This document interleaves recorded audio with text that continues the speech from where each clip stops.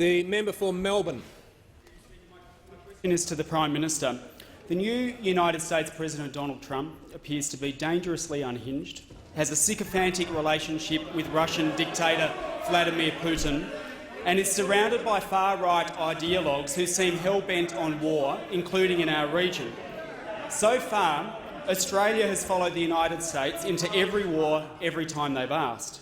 Prime Minister, can you understand why Australians are now worried that they may wake up one morning to find that in a private phone call you have committed Australia to another American-led war? Given how dangerous Donald Trump is, will you commit to supporting the Greens bill to require a full and public parliamentary debate and decision before Australia follows the US into their next war? Members on my right, the Prime Minister has the call. Mr Speaker, I can imagine no step that would put Australia's national security more at risk than adopting the policies of the Greens. The honourable member is part of, as Theresa May said in the House of Commons, the honourable member is part of a protest movement. I'm the leader of a nation. I'm standing up for Australia's security.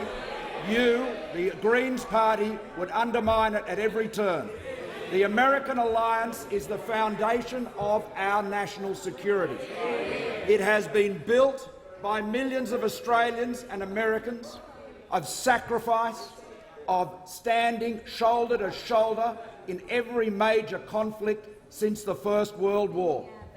In the last week, we have seen more recognition and support for the Australian alliance in the United States than we've seen for many years.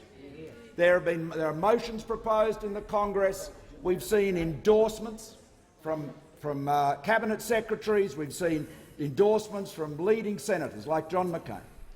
We've seen front-page headlines and editorials. Americans understand they have no truer ally, no more resolute friend than Australia. We have stood together again and again in freedom's name, in our national interest. And when we commit our troops to war, when we put our men and women of the ADF in harm's way, we do so when they are well-led, well-supplied, and with every effort to ensure they can return safely home, their duty done, their mission accomplished.